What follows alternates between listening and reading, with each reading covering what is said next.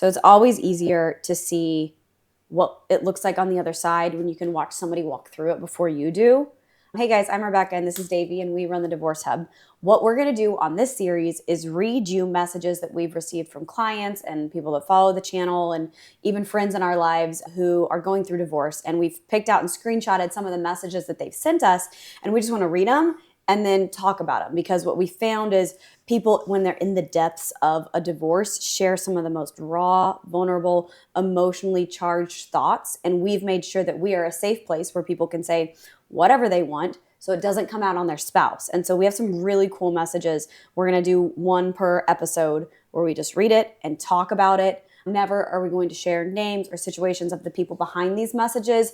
The point is to share the content so that if you're going through something similar, you'll feel a little bit less alone.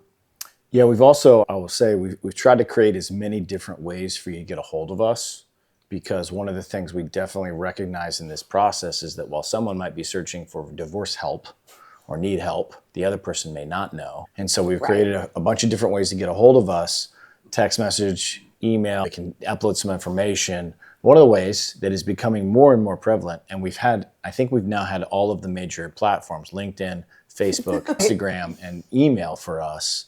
A LinkedIn message came through at one point. Any message platform's okay. This might be the safest communication that you have, that you don't want a phone call or a text message, but you can slide into your LinkedIn messages and send a call. So we're easy to find. Our profiles are public everywhere. Send us a message. Best to reach out to a professional if you have a counselor to work with. And if you don't and you're not there yet, then we're here. Yeah. All right, so the first message to read here: how have you come to deal with grieving the life you thought you had and the future you were dreaming before divorce? I'm struggling with that so much right now. Before I react, since I read it, I just want to get your take too. What's the first thing that comes out of your mind when you hear that? Good for you. Yeah. It is sad. It is awful.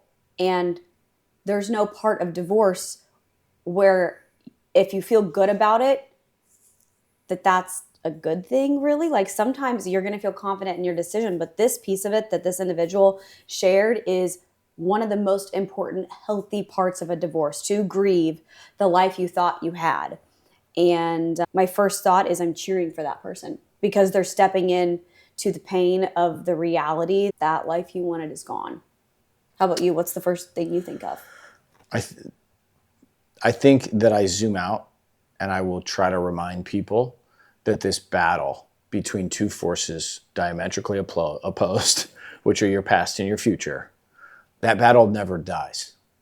That war never ends. It's the fire that keeps burning, because say the weird things that you'll always wonder what life would have been like had things gone a different direction. Yeah, 1,000,000%. We talk about that a lot. Wonder is different than hope. Hope is the word that makes people very insecure and are you still in love with this person thing. Wonder is normal, safe, healthy curiosity.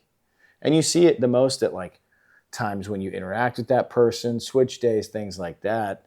So to this person, I would tell them, hey, it makes sense that you're here.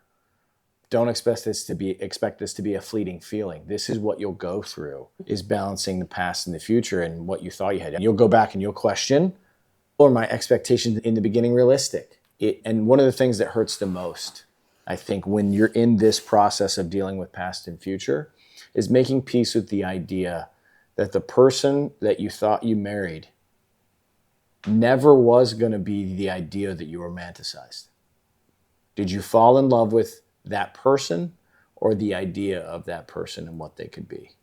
And oftentimes, people are in love with the idea that was so juvenile and so many years ago. And that couple as a unit or individually hasn't done any work to evolve, change, or adapt to life, kids, job loss, moving, trauma, pain, addiction. We've talked to a lot of people about that idea, and what he's speaking to here is grieving the life that he thought he was going to have with the person that he thought he was going to be in love with and be his partner forever. But what happens in a divorce is you've come to a head and you've realized, you're not the person I thought you were, or we've grown apart, or the people we are now no longer mesh. And one of the ideas that was relieving to me in the process was I had a mental health professional ask, if you saw this person out at a bar and they asked you on a date, knowing everything that you know about this person and the character that they've played in your life, would you take a date with them? And to be able to answer that question honestly, one way or the other, is really relieving to a lot of people, because if the current version of you would not go on even a date with the current version of the person that you're divorcing, this is one of those times that you're just Here's grateful. your sign. Yeah. You're grateful for it. And you can be sad that the life you thought you were living that's not where you're headed anymore. That is sad. And I feel that. But also be grateful that you're not going on the date now that isn't appropriate for your life. Am I saying that in a nice enough way? Yeah, I'm trying to be so careful with how I say that. Yeah, no, I think that's fine. Okay. I think I see this also, this is kind of like a micro process. It's like the major process of divorce and the micro process of grief. Yeah. But I think this process, this isn't any sort of official term, but like when this grief thing happens, first there's pain, and the pain hurts. And then after the pain hurts for a while, because we absorb pain for sacrifices of keeping the family together, et cetera, social pressure. Then you start to go, that doesn't feel so good. Step 2, right? Yeah. Step 3 is, I need to do something about it. Start to balance the past. And step 4 is you've done something about it. And then what I would also say to this person that they're missing, that they're absolutely missing, whiffing on, is when you're in it, you only think about balancing single versus your marriage. And you have no concept to even see it, that your life on the other side for you and your children might be better. And that's one of the toughest things to try to say to somebody in this point. Yeah. But it's true a lot of times. You were such a bad individual and as a couple and bad parent when you were fighting in front of your kids for nothing. Or up all night fighting to wake up and try to get the kids on the bus the next day, to try to reset yourself while your spouse was gone. So when they came home, you could fight again, and you would hope that they weren't mad after work. But when they came in, you felt how they shut the door, and it just spirals constantly. And so this individual is grieving a life. I think the key is he's grieving the life he thought he had. Yeah. And he'd already come around to be like, I didn't actually have the life I thought I had, but I had a vision for it, and it broke somewhere. I'd also say, too, that while you were describing that kind of routine of pain and suffering that happens in a broken marriage, you are not hiding it from the kids. Yeah. Yeah. The only other people, other than your spouse who you're fighting with, that knows you at your soul is your children. And they watch and they listen to everything. And they know when you're fighting, and they feel when you're fighting. They know even the tone if of you voice. say no words, they feel the energy of your fight. And that's what I would say additionally. You can't say that early when somebody's grieving is, hey, things are going to get better, things are going to get better. They're like, nah, I just need to deal with what's going on right now. But that is the truth, is that imagine all those fights you don't have to have in the morning. Yeah. Or in the evening.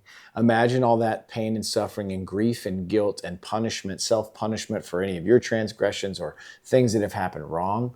How much of your professional and personal life is suffering because you're suffering? I just think that's another thing. Come to deal with grieving the life you thought you had. You don't care about the life that you thought you had when your new life is better. And this is a very different perspective that you have and that I had, because by the time we found each other, you, I think, had grieved for months. And you were like, I'm good. Now this is just hard for me and my boys, but let's move forward. And I was still like very much in my grief, because we were on about the same time schedule. I hadn't addressed my emotions. Yeah. And so I don't know where in the process this individual was with the divorce. He might have been divorced already. And a lot of times we say that men process more slowly than women. I was talking to a friend and she was like, I think he just realized he was divorced and it's been a year and a half. And it was like the man, all of a sudden the emotions hit him. I was that same way, because I was not opening Pandora's box of my regret and my sadness and my pain and any of that. I wasn't actually dealing with it, even though I thought I was. And then you get to the other side of it and you're like, okay, we got to open this grief box, and what's in it hurts coming out. But then it was incredible. It's literally like throwing up in the most gross way. It's once you get it out, you're like, okay, I feel better. Should have done that a while ago. And that was hard and that was ugly, but thank goodness the grief is out now. Yeah, what I'd say for what it felt like for me as a man is the acceptance, getting out of the denial was the long, slow burn. And that was where a lot of the pain was. But based on my personality type and some other things and some work that I was doing at the time, once I got there, I wasn't going back. It was black and white. It fall off a cliff type. There's no boom. Oh, there's no maybe. No, we fell off the cliff. There's you jumped no off the cliff. welcome back. There's no, hey, what if we get back together? What if someday my right or wrong, my whole mental state was you moved out. You moved out.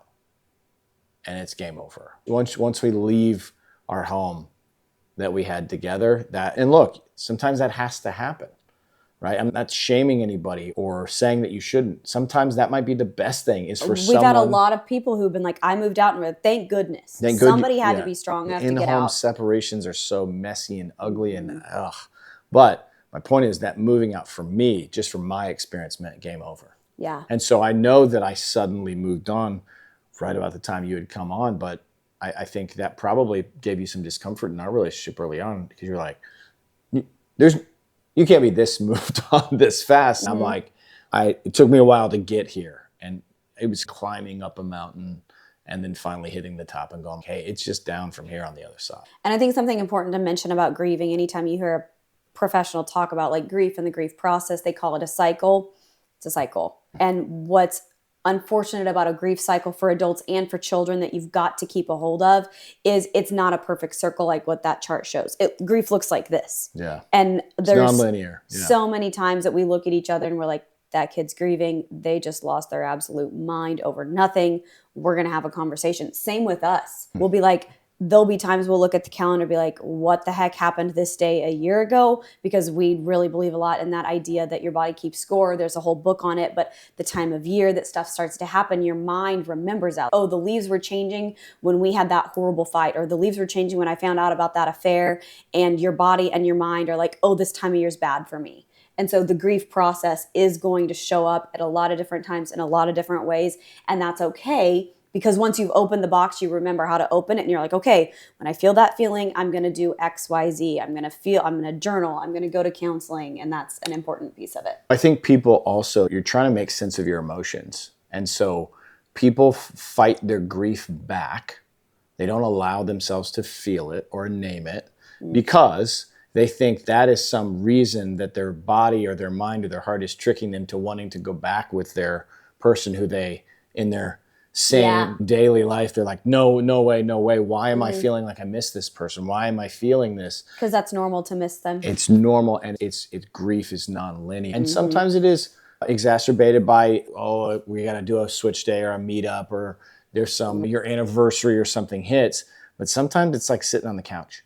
And this is it really just doesn't morbid. Get triggered. I don't know if this will stay in as we wrap up this episode, but we've said a lot of times, I wonder if it would be easier if this person had actually died than have to figure out how to co-parent with them. Yeah. And what it feels like is that you grieve it, they're gone, and then you see them at soccer. Yeah. And you grieve it, they're gone, and then you see them at the school performance. And it is heartbreaking because if you were in a marriage where you genuinely loved the person and you tried, it is like constantly in your face. We could be sitting together. This could be us. And you have to realize what you're grieving. And in a lot of cases, you're grieving the fact that what you thought you had wasn't even an option. You were believing in a different reality than the one that was in front of you. Now, whether that's a healthy way to say it, I don't know, but it was helpful to me. And I think it was helpful to a lot of people. Yeah. So grief's a big deal. Give yourself space. Yeah. It starts with these messages. It starts with a message to us. Again, reach out. We've done this more times already than I thought we would. And it's just, but sometimes it starts with finding someone who says, hey, doesn't matter what your story is. I hear you. That makes sense. You're here. And it's hard. Yep. We're here. Reach out. We say all the time, Rebecca Green, Davey Holt. You can find us on pretty much any social media platform. We have very public profiles. So reach out and send a message and we'll try to help if we can. Thanks.